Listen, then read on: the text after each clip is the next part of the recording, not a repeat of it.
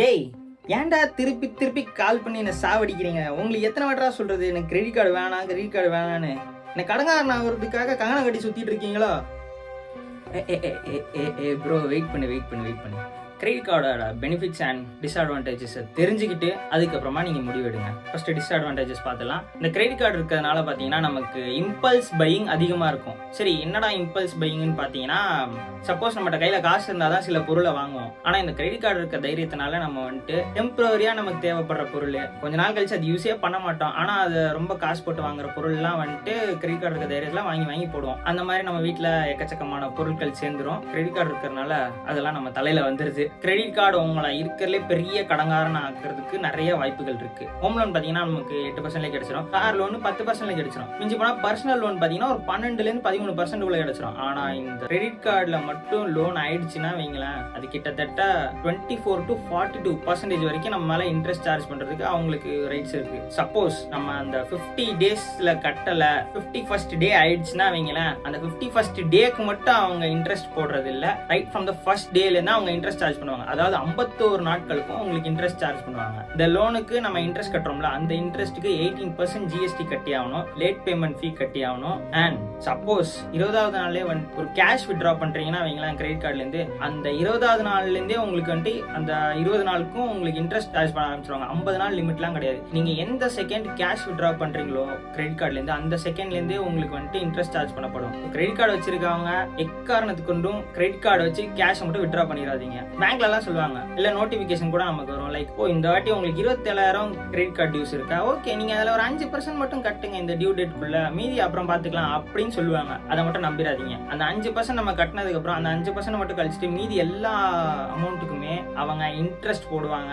And சொன்ன மாதிரி late ஃபீ, tax எல்லாம் சேர்த்து நம்ம கட்டுற மாதிரி இருக்கும். ஸோ 50 நாளுக்குள்ள எப்பயுமே மொத்த அமௌண்ட்டுமே ரீபே பண்ணிடுங்க. கிரெடிட் கார்டு வாங்கும் போதே உங்களுக்கு நீங்களே ப்ராமிஸ் பண்ணிக்கோங்க, நான் எப்பயுமே கரெக்டா டியூ டேட்குள்ள கட்டிடுவேன். அப்படி இருந்தா மட்டும் கிரெடிட் கார்டுக்கு போங்க. அண்ட் இருக்கிறதுலே ஒரு பெரிய பிரச்சனை என்னன்னா, நீங்க சப்போஸ் கிரெடிட் கார்டு டியூஸ் எல்லாம் ஒழுங்கா கட்டாம வந்துகிட்டே இருந்தீங்கன்னா உங்களோட கிரெடிட் ஸ்கோர் பயங்கரமா டேமேஜ் ஆகிறதுக்கு வாய்ப்பு இருக்கு. கிரெடிட் ஸ்கோர்னா என்ன, சிபில் ஸ்கோர்னா என்னன்னு ஒரு தனியா ஒரு வீடியோ போடுறேன். இப்போதைக்கு ஒரு சின்ன ஷார்ட்டா புரிஞ்சுக்கோங்க. இதனால உங்களுக்கு கிரெடிட் ஸ்கோர் டேமேஜ் ஆகிறது வாய்ப்பு இருக்கு. இந்த கிரெடிட் ஸ்கோர் வந்துட்டு நம்ம லோன் வாங்குறதுக்கெல்லாம் யூஸ் ஆகிற ஒரு சின்ன டூல்.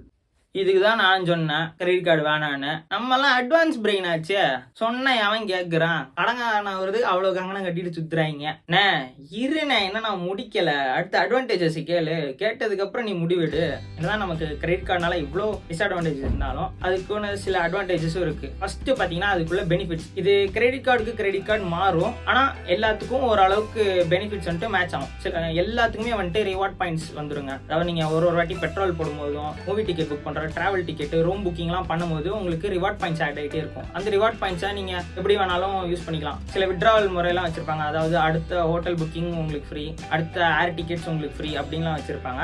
அது மூலியமா நீங்க அந்த ரிவார்ட் பாயிண்ட்ஸை யூஸ் பண்ணிக்கலாம். இந்த கிரெடிட் கார்டுனால பாத்தீங்கன்னா உங்களுக்கு நோ காஸ்ட் இஎம்ஐ ஆஃபர்ஸ்லாம் நிறைய கிடைக்கும். கேஷ்பேக் ஆஃபர்ஸ் எக்கச்சக்கமா கிடைக்கும். இந்த இப்போ கூட நீங்க பிக் பில்லியன் டேஸ்லாம் பார்த்துருப்பீங்க. ICICI bank credit card, Axis bank credit கார்டுலாம் வச்சிருக்கவங்களுக்கு 2000 டிஸ்கவுண்ட் அப்ளைடுன்னு. லான்ச் ஏர்போர்ட் ஆக்சஸ் கிடைக்கும். அதாவது பாத்தீங்கன்னா பிளாட்டினம் கிரெடிட் கார்டு இருக்கவங்களுக்கு சில ஏர்போர்ட்ஸ் எல்லாம் பார்த்தீங்கன்னா ₹2 பஃபே சாப்பாடுலாம் கூட கேள்விப்பட்டிருப்பீங்க. அந்த மாதிரி பெனிஃபிட்ஸ்லாம் இருக்கு கிரெடிட் கார்டில். அது மட்டும் இல்லாமல் ப்ரியாரிட்டி செக்இன்ஸ் அண்ட் சம்டைம்ஸ் இன்சூரன்ஸ்லாம் கூட இதில் கவர் ஆகும் இந்த கிரெடிட் கார்டு பெனிஃபிட்ஸில். இதெல்லாம் வந்துட்டு ஒரு மைனர் பெனிஃபிட்ஸ் தாங்க. மேஜர் பெனிஃபிட் என்னன்னு பார்த்தீங்கன்னா, நீங்கள் சப்போஸ் வெளிநாட்டுக்குலாம் ட்ராவல் பண்ண போறீங்கன்னா, அதாவது இப்போ இங்கேருந்து நம்ம யூகே போகிறோம், யூகேலேருந்து யூஎஸ் போகிறோம், யூஎஸ்லேருந்து ஜப்பான், ஜப்பான்லேருந்து சைனா, சைனாலேருந்து நம்ம இந்தியா வர போகிறோன்னா எல்லா நாட்டோட கரன்சியும் நம்ம கேரி பண்ண முடியாது. நம்ம அதுக்கு பதிலாக ஒரு கிரெடிட் கார்டை எடுத்து போகிறது ஒரு நல்ல ஐடியா. கிரெடிட் கார்டு வந்துட்டு யூனிவர்சலி அக்செப்டட், எல்லா நாட்டிலையும் அதை வந்துட்டு வாங்கிப்பாங்க. நம்ம அதை வந்துட்டு நம்ம இந்தியன் ருப்பியாலேயே அதை நம்ம ரீபே பண்ணிக்கலாம். ஸோ வெளிநாடு போகிறவங்க கரன்சி கேரி பண்ணுறீங்களோ இல்லையோ, முக்கியமாக ஒரு கிரெடிட் கார்டை கேரி பண்ணுறது நல்லது. இதனால் எப்படி எந்த அளவுக்கு கிரெடிட் ஸ்கோர் டேமேஜ் ஆகுதோ அதே அளவுக்கு ஸ்கோரை ஏற்றுறதுக்கு இது ஒரு பெஸ்ட் வழிங்க. எப்படின்னு பார்த்தீங்கன்னா, நீங்கள் கிரெடிட் கார்டு டியூஸ் எல்லாம் வந்துட்டு கரெக்டாக டைம் கட்டிக்கிட்டே வந்துட்டு இருந்தீங்கன்னா கிரெடிட் ஸ்கோர் ஏறிக்கிட்டே இருக்கும். ஸோ இந்த கிரெடிட் ஸ்கோர் நல்லா இருந்துச்சுன்னா உங்களுக்கு ஈஸியாக லோன் கிடைக்கும். Like for education, business, home loan, car loan எல்லாத்துக்குமே லோன்ஸ் ஈஸியாக கிடைக்கும். அண்ட் அட் டிஸ்கவுண்டட் ப்ரைஸில் கூட கிடைக்கிறதுக்கு நிறைய வாய்ப்புகள் இருக்குது. ஸோ இதனால் நீங்கள் லோன் வாங்கணும், கிரெடிட் கார்டு வாங்கணும்னு நான் ப்ரமோட் பண்ண விரும்பல. ஜஸ்ட் இன்கேஸ் உங்களுக்கு தேவைப்பட்டால் இது இப்படிலாம் யூஸ் ஆகும். 50 நாளைக்கு நமக்கு இன்ட்ரெஸ்ட் ஃப்ரீ லோன் கிடைக்கும். அதாவது பார்த்தீங்கன்னா அந்த 50 நாளைக்கு நம்ம ஒழுங்காக யூஸ் பண்ணோம்னா வட்டியே இல்லாமல் கடன் கிடைக்குது. 51வது நாள் வந்துட்டு நமக்கு நல்லா பழுக்கும் தான், ஆனால் நம்ம ஒழுங்காக 50 நாளுக்குள்ளே கட்டிக்கிட்டே வந்தால் நமக்கு வட்டி இல்லா கடன் கிடைக்குது. யார் தான் வேணாம்னு சொல்லுவாங்க.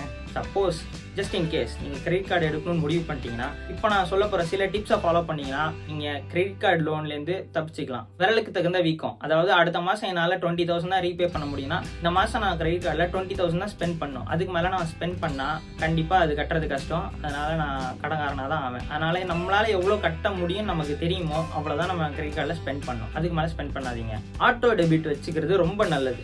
ஏன்னு பார்த்தீங்கன்னா, ஜஸ்ட் இன் கேஸ் நீங்கள் எப்பயாச்சும் மறந்துட்டீங்கன்னா ஆட்டோ டெபிட் இருக்கிறதுனால மாதம் மாதம் அதுவே கரெக்டாக கட் ஆகிட்டே இருக்கும். உங்களுக்கு இந்த இன்ட்ரெஸ்ட், லேட் ஃபீ சார்ஜஸ், டேக்ஸ்லேருந்து தப்பிக்கிறதுக்கு ஒரு நல்ல வாய்ப்பு. எவ்வளோ கிரெடிட் கார்டு வச்சுக்கலாம்னா மேக்ஸிமம் 1 இல்லை 2 வரைக்கும் கூட நம்ம வச்சுக்கலாம். அதுக்கு மேலே யூஸ் பண்ணுறது ரொம்ப ரிஸ்கி, நம்மளால் ஹேண்டில் பண்ணுறது கொஞ்சம் கஷ்டம். அண்ட் கிரெடிட் கார்டில் இருக்கிற annual fee, hidden charges, credit card benefits, interest rates, terms and conditions இதெல்லாம் தெரிஞ்சுக்கிட்டதுக்கு அப்புறம் அந்த கிரெடிட் கார்டை யூஸ் பண்ண ஆரம்பிங்க.